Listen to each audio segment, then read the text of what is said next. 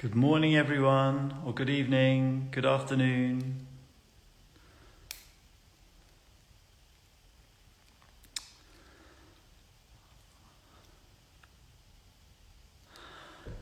So, as you probably know, I'm about to start a live chat with Brandon Boyd. So I'm just going to wait a few minutes for a couple of people to join before we start. I can see people from the office are joining, which is always a good sign. Means they're still working at 6 o'clock.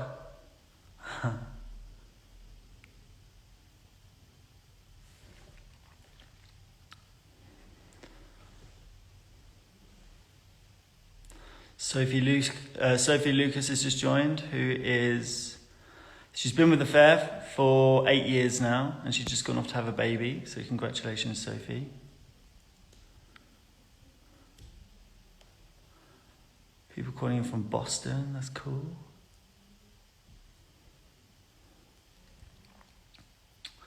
So for those of you who don't know, my name's Ryan, and I'm the founder of the Other Art Fair.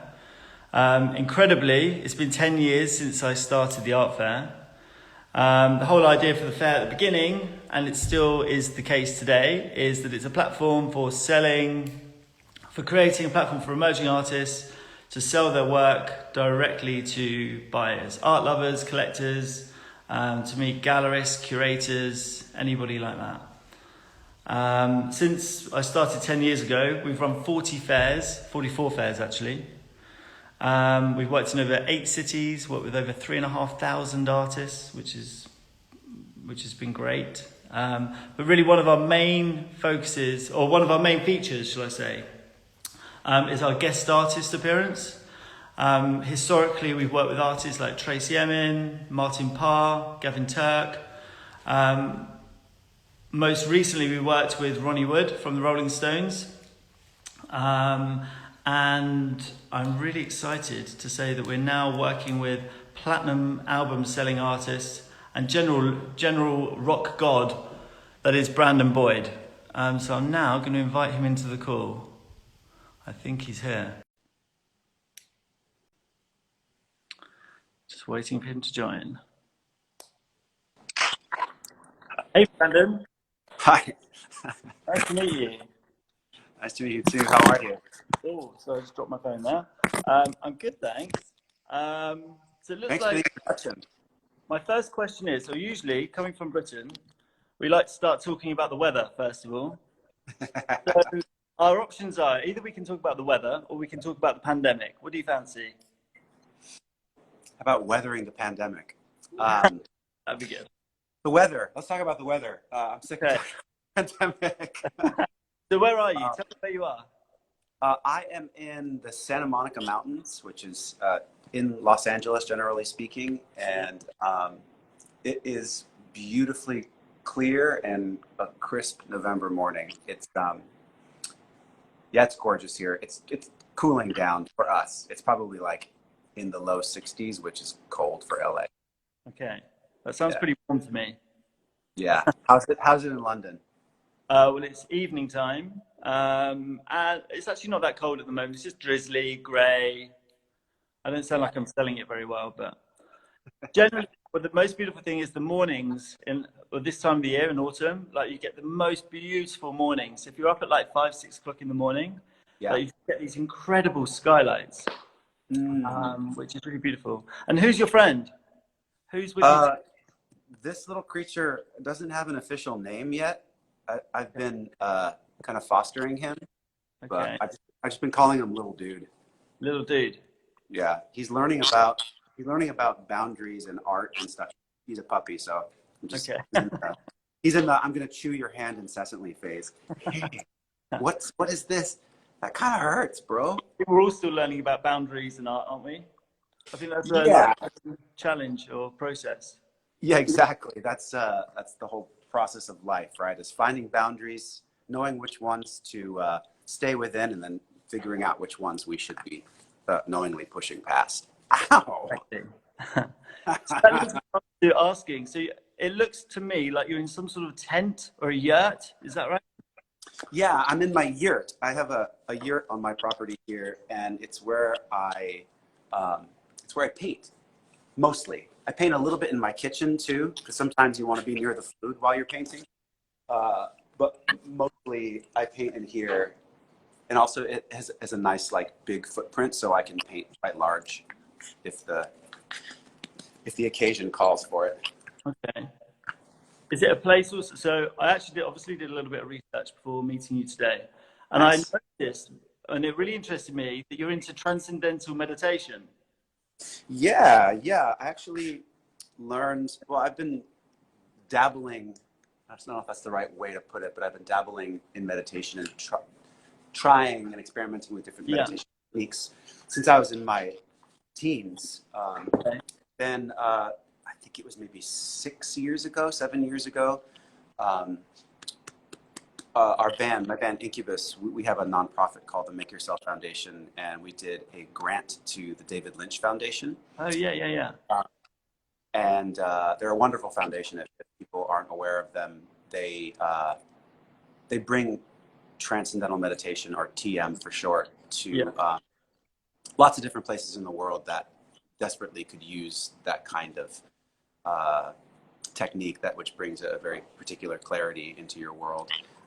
Anyway, as a thank you, they taught me the technique, and I've been practicing it ever since. Cool. Yeah, I know a little bit about the David Lynch Foundation actually, and because they actually bring it into schools, don't they? And they help the armed forces when they're coming out with their PTSD and that sort of thing, because it can be super effective. And I guess, sort of relating back to the pandemic now, never before in the world have we needed that sort of thing to help us through, just life. Yeah, it's a really wonderful thing. It's an amazing time for people, should they be so inclined, to take that kind of, I suppose, for lack of a better term, we can call it internal work. To take that kind of internal work seriously, with the world feeling more chaotic than it's ever felt in any of our lifetimes, it can seem a little bit daunting to approach even what is now a normal day. So if you have a technique that can kind of ground you and bring clarity and calm into a chaotic world, I think it's a wonderful thing. Yeah, no, I completely agree. And I think what's so amazing about that whole sort of world, the whole sort of spiritual world now, and I guess so many people are on this sort of, connected to an idea of spirituality and that thing, is that it just feels now more than ever, I guess because of energetically people are drawing it in, but it's so accessible now.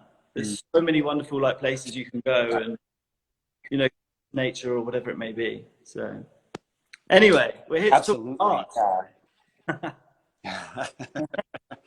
Well, the two things do intersect at a certain point. They do. Not for everyone, but it's not uncommon for art and expressivity and all of the different ways which art manifests. So that's in music and visual art, photography, film. There is a place where they intersect with,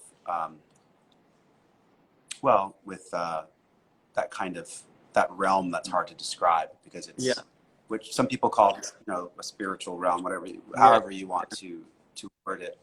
But art emerges from essentially, nothingness, and then it runs through each of our individual filters.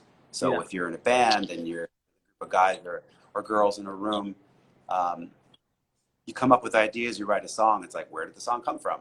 We have influences, we have all these ways that a song can emerge, but the truth is it really comes from nowhere.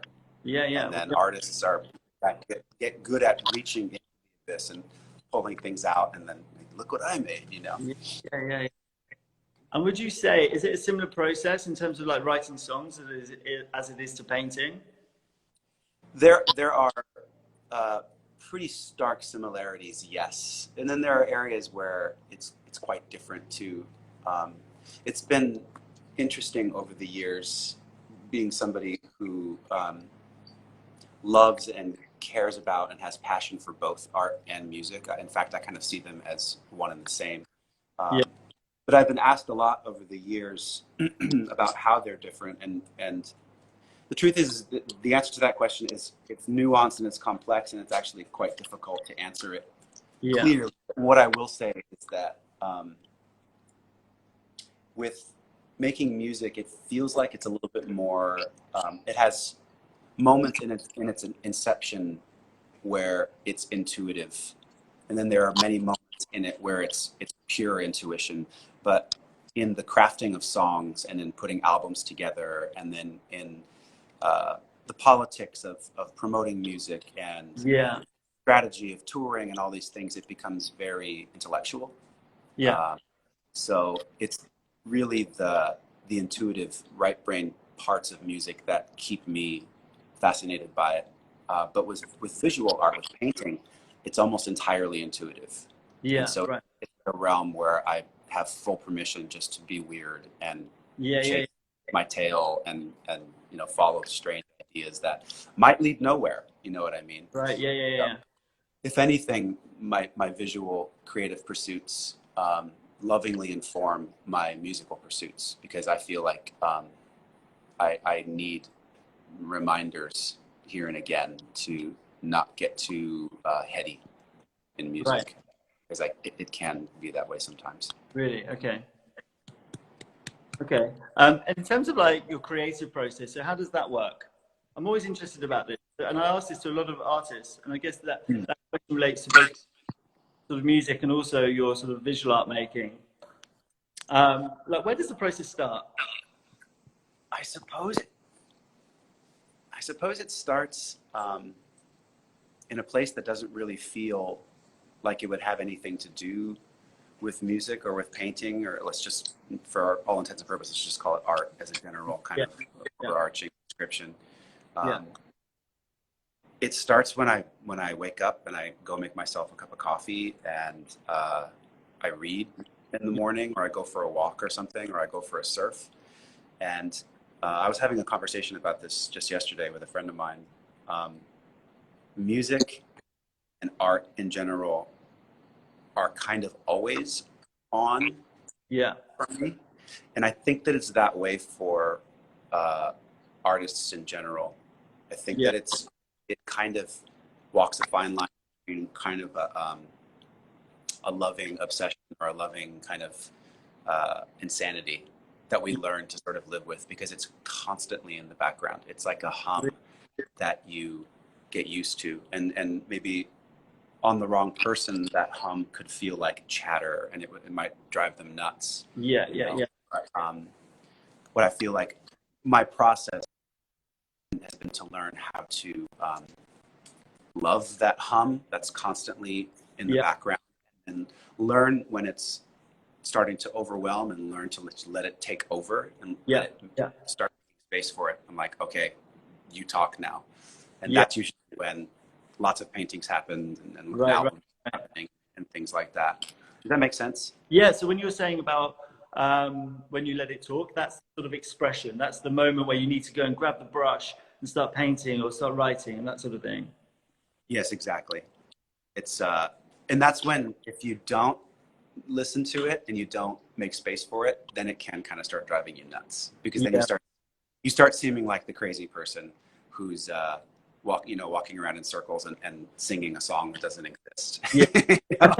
That's why I said it's a fine line between dipping into insanity and or moments of creative happiness and expression. Yeah, right. Well, I know that there's quite a close link, isn't there? I think there's a high proportion of sort of like creative people that have on some level of the spectrum of like what would be classified as like mental health conditions. And I guess it's something associated to this, right? So unless you've got the outlets in which you can express yourself, and those outlets, it's not that they might not necessarily be available to you, but you might not know how to do it, right? You might not know what your outlets are or whatever. Yeah, it's not a coincidence that so many this little dog's trying to steal paint. He's like, I'm having a moment of inspiration. Let me eat this paint. I was going to say, it's not a coincidence that so many artists over the years, past, present, and most definitely future, struggle with mental health things. That doesn't mean all artists struggle with mental health issues, but I feel like as a subset of humanity, we're more prone to to those things because we're kind of sensitive by nature. And the more you create a life around art, it's almost like you're opening that door more and more. You're giving it more permission to come in. And if you don't have, I suppose, certain tools or a skill set or maybe a vernacular to be able to describe and or assimilate that experience, it can feel quite extreme. The way that I've learned over the years to, I suppose, ground that creative experience or being in those moments of creative flow is to kind of surrender to it. Yeah. And it actually, I learned that once I started doing that, the experience became consistently quite blissful. Okay. So I can't actually, hey, don't do bad stuff. We're still working with the dog. So I've almost come to look forward to, I very much have come to look forward to those moments when Muse comes to my house and stays for a while, because it feels beautiful. It feels like I'm doing what I'm supposed to be doing. Right. I think maybe some of the mental health stuff comes when we fight the experience as opposed to and let it do what it wants to do. Right. Well, I think that's for everyone, isn't it? It's like when we become unaligned to who we are as human beings, that's when all the problems start arising. And that's however that manifests itself, obviously, is different for different people. But yeah, do that. Absolutely. So I've got a question. So I'm really interested to know, in terms of like creating music. So I guess the process of like creating music. So you're writing a song, you put the music together for the song, and then you have this sort of outlet. So you get to go on stage, or you get to go and record it, and that's your expression and showing it to the world. Mm-hmm. When you're making an artwork, do you have that same sort of like ambition to like get it onto a wall, get it into an exhibition, then get in front of it and talk about it, or not? Is it two very separate and different things? That's a really good question. I suppose that's one place where it's quite different than the experience of making music. And in music, one of the things that, well, I suppose this is with visual art too, there's now this kind of unshakable recognition that people will see this work that I'm working on. You know, yeah. People are going to hear this song, hypothetically speaking, that I'm writing, and if you lean too far into that knowing, it can kind of pollute the process a little bit. So right. Going back to your previous question, part of the process, once we're actually involved in actively making something, for me has been to kind of actively ignore that as much as possible, because I want it to come out as free from that knowledge that people are going to look at it as possible, you know, lest I start to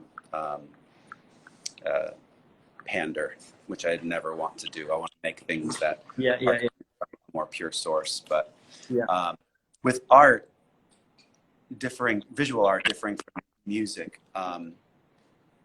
once the piece is sort of done, it's almost like I truly let go of it. Yeah. You know, like it's fun to put it on a wall, and it's fun when people look at it, they like it and they interpret it, you know, and they tear it apart 100 different ways intellectually. But it kind of, I see a painting that I did a couple of years ago, and sometimes I'm like, oh yeah, I did that. You know, with a song, it's, you perform it, sometimes hundreds, sometimes thousands. It's like, if people like it, you do it over and over and over again, and it takes on a different life every time. It's funny because I speak to so many artists. I'm always amazed by like meeting an artist, and they'll go to see their studio, and they'll have like hundreds, if not thousands, of artworks all over the place. And like some things are really like amazing work. And I'm like, do you not want to sell these? Do you not want somebody else to sort of enjoy them? And there's always interested when you meet these types of artists that they don't want to let the work go. They can't let it go. I mean, obviously, then go into my sort of therapeutic mind of like, okay, so why do you not want to let them go? What happened in your childhood? And yeah. Well, that's something that any artist can relate to for sure, because you do pour your heart into these things, and they become kind of like your children in a way. And the same thing does happen with music as you start to finish like an album, for instance. Number one, there's a really lovely kind of gooey, blissful place that you exist in when you're in that creative flow. And sometimes people have a hard time letting that go because it feels really good. And then there's the thought of being critiqued, which some artists try and sort of like stave off as long as possible. Yeah. I'm sure it's a little bit different depending on who you ask, but I suppose I've been really fortunate over the last handful of years that the minute I have like a series of paintings, like they go out the door, and I never see them again, with the rare exception of a few here and there. Yeah. That's been pretty fantastic to have that experience. But for instance, right now, like I'm sitting amongst a bunch of recent works, like some of it is finished and some of it is like almost finished. And I am doing the thing where I kind of purposefully hover before it's really finished. Yeah. It's a weird thing. It's hard to describe. It's like you fall in love with it. Yeah. Right. Yeah. There you go. So you tempted us. We need to see them now. Can we see what you're talking about? Can we see what you're working on? Yeah, there's one behind me. It's going to be backwards because we're in a little mirror image thing. Unfinished. Those are some artist proofs that I did for you guys, which we can talk about at some point. Yeah. That one's finished. Let's see what else. This one's definitely unfinished. This one's done, and I've been living at my house for a while. Both of these two. I think these pieces are ones that you guys have on your site right now. Exactly. Yeah. So where's Bruja? So that's the one that you did for us. Yeah, Bruja is right here. And you've hand embellished those, right? Yeah, so I don't know if you can see in the light, but I did them in like a gold, iridescent gold. Yeah. And they're all a little bit different. Hey, dog. Puppies and art don't really mix well. Okay. I just want to show you, they're all different, but all embellished with gold. Right. So these are all essentially, they're all unique in their own right. Yes. But they're a part of the edition. Yes. Okay. I don't know if you can see the iridescent. Yeah, so these are all available now on the Other Art Fair on our online studios. Cool.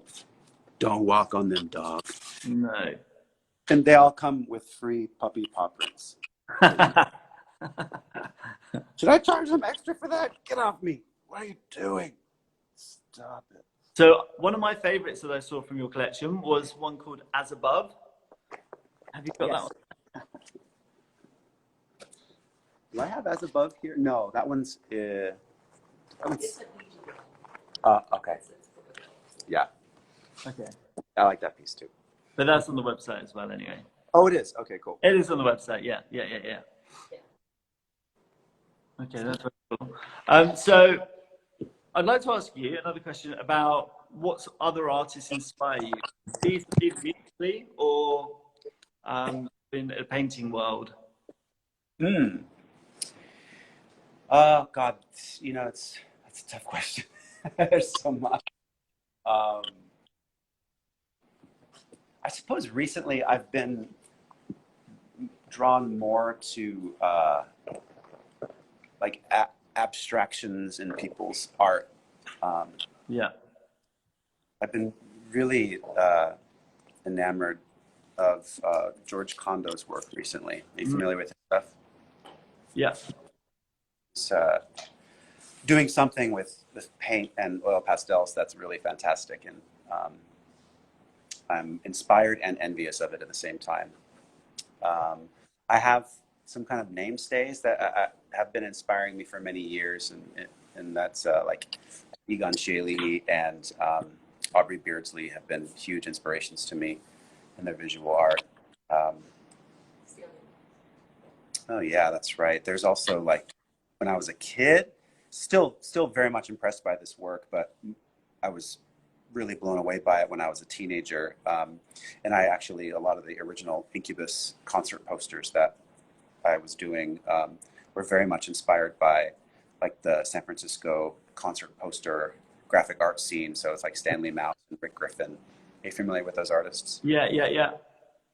loved those guys' work. Loved like all the Grateful Dead and the Big Brother and Holding Company stuff. It just kind of captured my imagination as a kid. Yeah. So probably it should have been my first question, but when did you start painting? Maybe the question would be better at phrase, when did you, like, have you always seriously painted, or as in like you've continued it throughout your whole life? Because I guess we all start off as artists, right? We all start making art as kids. Yeah. Take a break and come back to it, or you've done it throughout the whole of your career? Or I never took a break. okay. I got into it as a kid, and then I started learning some interesting life lessons and techniques through the medium of art when I was very young that they had an impact on me in many ways. There's a story that I'm sure some of our listeners here have heard me tell before, but I went through a period of time as a kid where I was having like stomach pains. I mean, it's probably nothing. It's probably just gas or something like that, but it was sort of incessant. And yeah, I recognize that feeling. Yeah. So my mom my mom is an artist as well, but she started encouraging me to draw what it felt like. Okay. And so I started doing my best to draw what was going on. She's like, draw your stomach, like draw where it hurts, draw what you're feeling, close your eyes, what are you seeing? And so she was giving me, I don't know if she was doing it on purpose, but she was essentially giving me like creative visualization tools, like a toolkit to work with. And so ever since then, I've just been kind of doing that. And that's what I've been doing as well in music. I've just been writing what I see and I feel, and sort of describing my internal experience. Yeah. What a beautiful thing that you're so in touch with, you know, how you're feeling, especially as a guy, right? Especially when you're growing up as a guy, at least I'm talking from my own experience, but you have at least throughout your teenage years, your early years, even into your early 20s, you're always told like not to express yourself, so you hold everything in. So actually to have that outlet is just such a beautiful thing. I completely agree with you. I think that it's not just American culture. I think it's probably Western culture. Western culture predominantly that is very, very gender role specific, and sometimes it's appropriate and sometimes it's not. It's not as if men don't have feelings. Yeah. You know? We're just not encouraged to really share them and express them. Yeah. So I feel very lucky in the sense that I found art at a very age and I was encouraged to express myself. And so it was actually, there were other places where I struggled growing up, and there are places where I still do struggle, but one of the places that I don't struggle and that I find sort of continuous flow and inspiration is in expressivity, you know, especially when things are hard. That's when I know how to do the things that I do the best. Yeah. In fact, I've tried to do my best over the years to learn how to express myself even when I'm happy, which is actually harder. It's a hard thing to do. Yeah. It's kind of counterintuitive, isn't it? In a way. It is. Yeah, you don't want to sit down and bury your head in a journal when it's sunny out and you feel good. Like you want to go surf, you want to go prance around in the woods with your friends. But it's not as if interesting insights and interesting visualizations and songs don't come when you're happy. It's not as if you can't be inspired when you're happy. I mean, also when you think about it, it's like how many love songs are there in the world? Some of them are like heartbreak, and some of them are elation. So yeah, interesting. So I'm going to ask you a few more questions, but they're going to be around. They're going to be the questions that people have submitted in advance. Okay. We did ask this question, and we had actually over 500 responses. So we had quite a few questions. We tried to sort of like narrow them down somewhat. We also had, if you're interested, to know, well, I'm sure you'll be interested to know that we had over 10 marriage proposals, which I'm assuming are all for you. So amazing. So congratulations on that one. Thank you so much. This is such a good day. They should all know in advance that I'm only partially house trained. So. Okay. That may go down a little bit then. You may lose a few there. Okay. Some of the questions that we've had in advance are from at Handwritten Art, that's who it's from. You're a rock star, author, and artist. How do you master switching between them?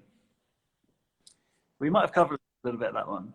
We talked about that a bit, and I suppose the way to answer that question is to say that I don't really differentiate them too distinctly. I mostly see them as one kind of or a larger multi-pronged expression of one thing.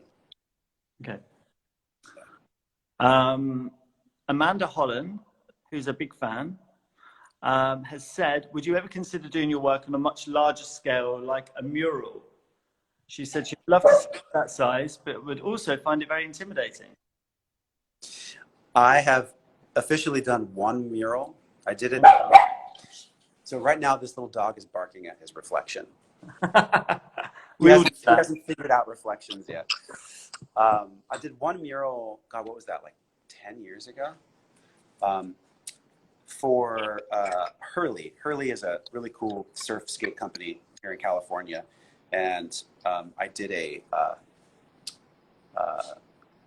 plastics initiative with them where we were trying to educate people around single-use plastics and the dangers of single-use plastics and where they end up and so on and so forth. But so we did like some reusable water bottles and this little dog, drop it.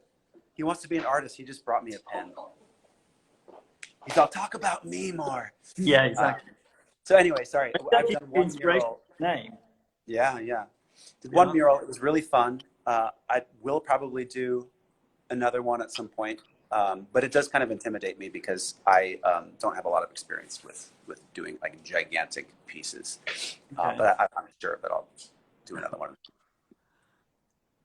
This is a question which I'm assuming comes from another artist, which is from Collecting Nat is the name. Are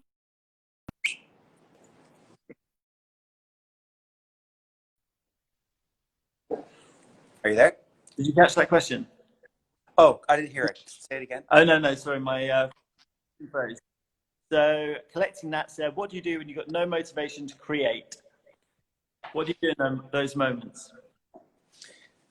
This is, so it's interesting because every artist for time immemorial has dealt with some version of block, whether writer's block or painter's block or something where you just don't feel the spirit moving in you. And if your whole identity is centered around like being an artist or, writer or musician, and there are days when shit just doesn't show up. Yeah. That's part of where I have learned that my creative process is much bigger than merely the act of writing a song or painting.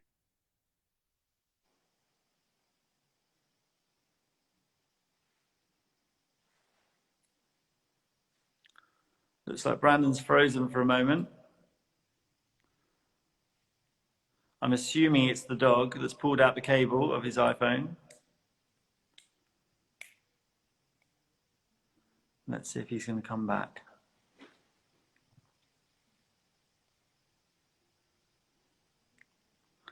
Also, I guess this is one of the challenges. Oh, so he's left. So let's see whether he rejoins. We can catch him for a few more minutes. But I'm assuming this is one of the challenges that you have when you're dialing in from a yurt. I guess the internet connection is not so good. Let's see. Oh, if I can get him back.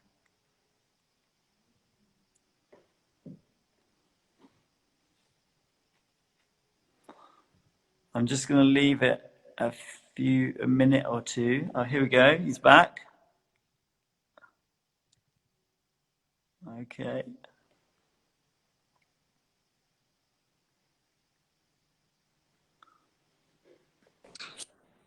We got you back. I thought the dog might have pulled the lead out. So spotty Wi-Fi is part of the process. Yeah. Yeah. So I was just saying that, like in those moments where you inevitably feel blocked, number one, don't take it personally. It's not personal. Yeah. That's really the biggest thing. And by not attaching to that kind of thought form of like, oh, I can't write today, I am therefore no longer an artist, or I can't paint today, I'm no longer a painter. Yeah, That's yeah, bullshit. You can't attach to that stuff. And if you do, you're really just kind of digging a hole that becomes harder and harder to get out of. So what I've learned to do is yeah, include every part of the day, even the writer's block, as part of the process. It's all the process. yeah, Everything is spirit in action. It's all part of the process. yeah. I think that's a really good piece of advice. A couple of last ones just before we leave you, because I'm sure you've got other things to do. Some of my favorites are, have you ever designed any of your own tattoos? Yes, quite a few of them. Cool. Can we see one? Put you on the uh, spot now. yeah. I can't, here, I'll have to do it like this. I designed that one on my thumb. Can you see it? Just about. Go back down. Go down. Oh, there it is. Wait, there. Where are we? Backwards. Can you see Oh, it? that's the one. Ah, yeah. Yeah.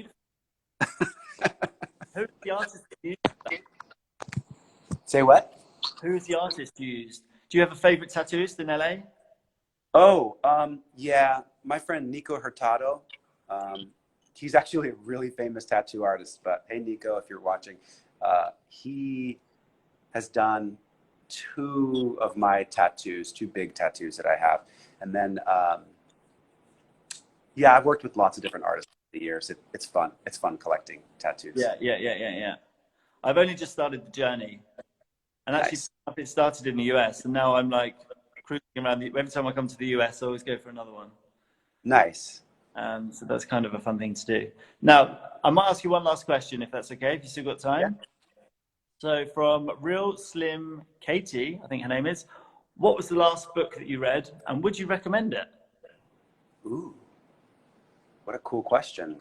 I love getting questions about books. Reading is part of my process as well. In fact, I draw a lot of inspiration from the writers that I consume. The last book that I read.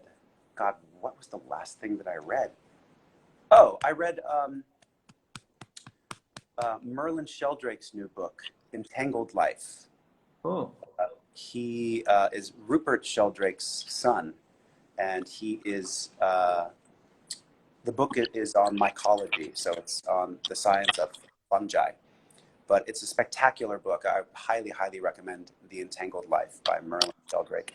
And then I'm currently reading a book called The Coddling of the American Mind by Jonathan Haidt. And there's a co-author whose name is escaping me. I apologize to him. But Jonathan Haidt is a moral psychologist, among other things, but he's a very insightful person to read and to listen to right now, and in an era of social media and its influences on us individually, but also us as a human culture. Yeah. I think that sounds like a really good recommendation, one that we should all read. Yeah. We all need to know more about that and what's going on. It's so interesting. There's a really interesting cat. He's a young dude. His name is Tristan Harris, and he's